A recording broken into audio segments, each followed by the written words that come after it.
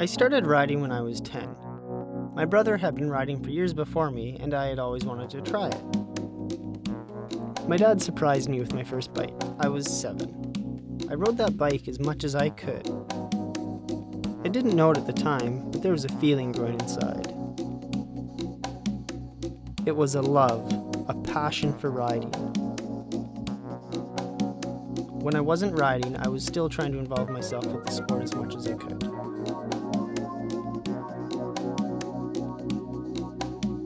There's nothing like the freedom of being on a bike with no rules to follow, doing what you want and going where you want.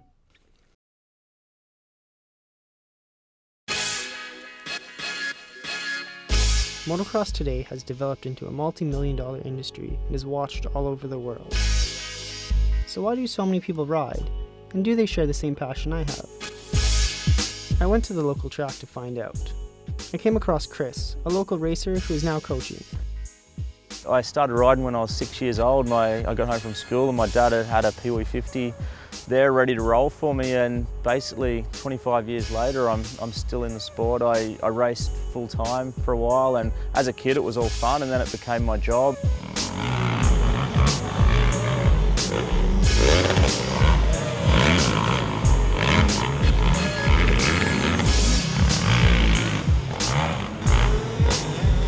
Started coaching when I was racing professionally. One of the guys, Stephen Gall, who'd helped me out forever, he was running Yamaha's training arm then, and basically he used me as a demo rider. Then I started helping him a little bit, and then as things progressed over time I got deeper and deeper into the business, and yeah, it's all rolled on from there.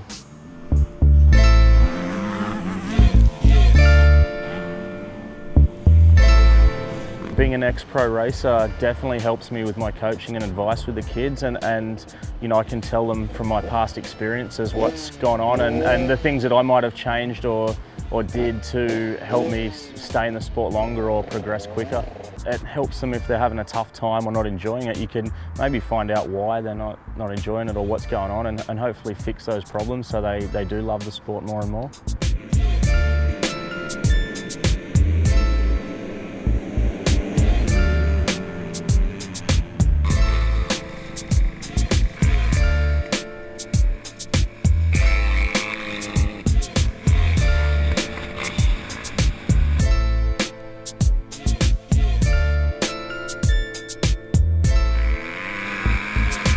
It really is a great family sport. My dad's, he's still here at the track with me today, and he's been there for 26 years. So that's, you know, I'm so pumped that he's hung around in the sport.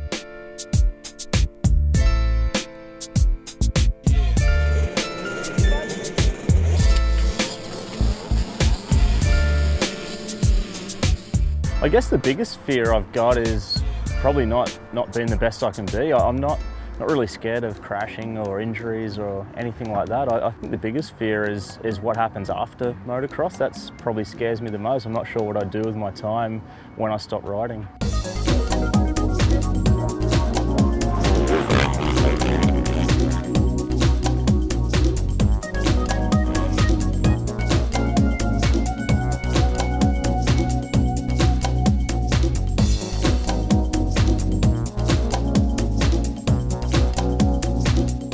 Personal motivations for riding, I think it comes from a lot of your life motivations as well. You know, everything I do, I try and be the best I can be all the time, and same on the bike. I've been doing it for 26 years now, or thereabouts, and every time I ride I try and better myself and try and, you know, always keep progressing on.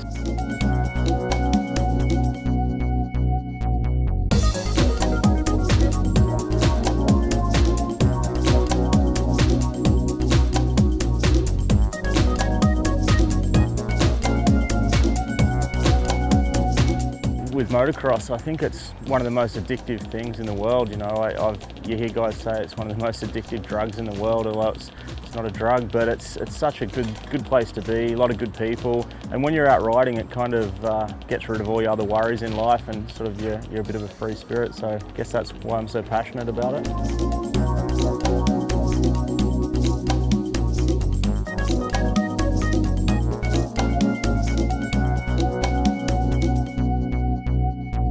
Others ride, I'd say it's the same reasons I ride. It's fun every time you go, and yeah, it's just such an adrenaline rush, and I think it's very addictive. So I'd say that's why others ride a lot.